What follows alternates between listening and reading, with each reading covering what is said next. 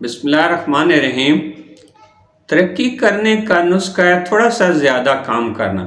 थोड़ा सा ज़्यादा काम मिकदार में भी हो सकता है और मेयार में। मेयार का मतलब है काम को बेहतर अंदाज में करना, ज़्यादा सफाई और नफासत से करना।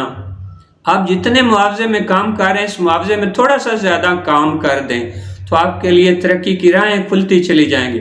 थोड़ा सा ज़्यादा काम करने की आदत आपके लिए कई फ़ायदे लाएगी। थोड़ा सा ज़्यादा काम करने की आदत से लोगों की तवज्जो आपकी तरफ हो जाएगी। अगर आप किसी दफ्तर में काम कर रहे हैं तो बास के मंजूर नज़र बन जाएंगे।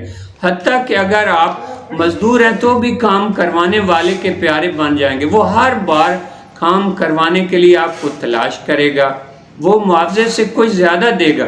थोड़ा सा ज़्यादा काम एक बीज की मानंद है। जब आपको बीज लगाते हैं तो बीज के उगने और पकने तक कुछ देर इंतज़ार करना पड़ता है, लेकिन एक दिन ऐसा ज़रूर आता है कि फसल पक जाती है और इस फसल से आपके सब बर्तन भर जाते हैं।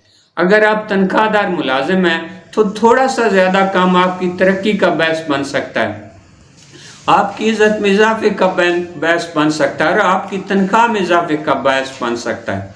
अगर आप इतना ही काम कर रहे हैं जितना मुआवजा वसूल कर रहे हैं तो आप कोल्हू के बैल की तरह जुटे हुए हैं और कोल्हू के गिर्द चक्कर लगाए जा रहे हैं। आपकी ज़िंदगी में कोई तब्दीली नहीं आएगी। अगर आप अपनी तनख्वाह या मुआवजा से कम काम कर रहे हैं तो फौरी सज़ा जो कुदरत की तरफ से आपकी बदनीयती की वजह से आपको मिलेगी वो ये है कि हर वक्त आप पर खौफ तारी रहेगा, आप थके थके से रहेंगे, आप बीमारियों की जद में रहेंगे। थोड़े से ज़्यादा काम करने से आपकी रोज़ी में बरकत पड़ जाती है। आपको ऐसी जगह से रिस्क मिल जाता है जिसका आपने कभी सोचा भी नहीं होता। आपकी रोज़ी में बरकत से मुराद है कि आपका मोबाइल पानी में गिर जाता है, वो सही सलामत रहता है, आप इजाफी खर्चे से बच जाते हैं। आपके बच्चे का एक्सीडेंट हो जाता है, वो हैरत अंगेज तौर पर बिल्कुल सही सलामत रहता है, आप खर्चे से बच जाते हैं। इस तरह की कई मुसीबतें आप पर पड़ना होती हैं, वो टल जाती हैं।